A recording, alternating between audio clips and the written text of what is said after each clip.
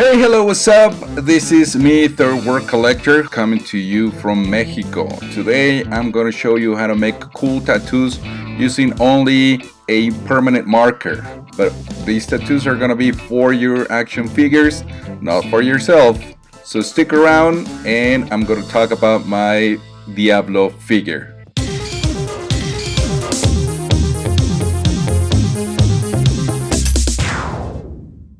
My version of El Diablo is El Chato Santana. It's a cross between the comic book and the Suicide Squad adaptation figure. El Diablo was first featured in El Diablo Comics #1, Volume 3. That was the first time he showed up. He was created by Jay Neitz, Phil Hester, and Andy Parks. El Chato Santana, he's a former gang member, Mexican-American. He suffers an accident and Lazarus Lane, the former Diablo, finds him comatose at a hospital, and that's how he gets El Diablo's power. He eventually becomes a member of the Suicide Squad, just like we saw in the movie. Chato Santana is played by Jay Hernandez. He's a Mexican-American actor who's done some work in some Rob Rodriguez films, and I actually believe that he nailed it. He did a really good job playing El Diablo. Okay, let's talk about my action figure. When the movie first came out, Mattel did some figure of El Chato Santana, but I don't think it's fair to the character. The base figure that I use for this custom figure is a low-key WWE figure made by Toy Biz from 2007, I believe, is the actual figure.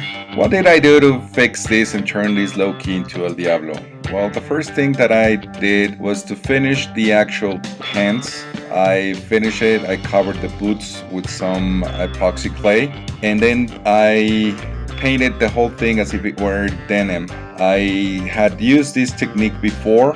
I've shown you a couple of videos, which basically the technique is to paint everything blue, in a darker blue, and then with a light gray tone make an actual dry brush of it. I used this technique for the first time with my Salomon Grundy figure, and then I did it again with my King Shark figure. The next step was just to make all the tattoos by hand using a marker.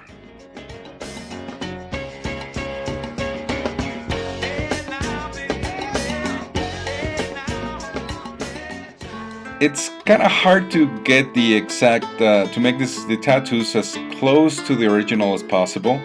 There were some parts that are very identifiable, like the hillside sign on the belly, the number 13 on the neck, as well as the 3 stripes on the forehead and El Diablo sign on the chin.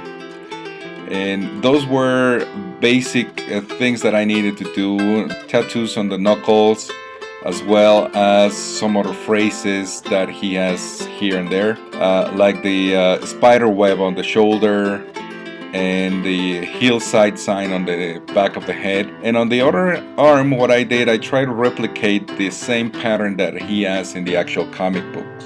I'm not a very good drawer, but I did my best trying to get as close as possible. Comparing sizes, I'm gonna put it next to Mira from Multiverse.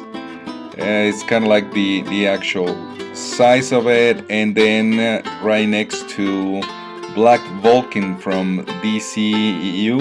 He's a lot shorter than everybody else, but I mean, it's expected. Jay Hernandez was not a very big guy. And there you have it. This is El Diablo, my free version of it. If you want to replicate the same formula, go ahead and do it. And don't forget to subscribe, like, and follow us in all our other social media outlets. Thanks for watching, and I'll see you next time.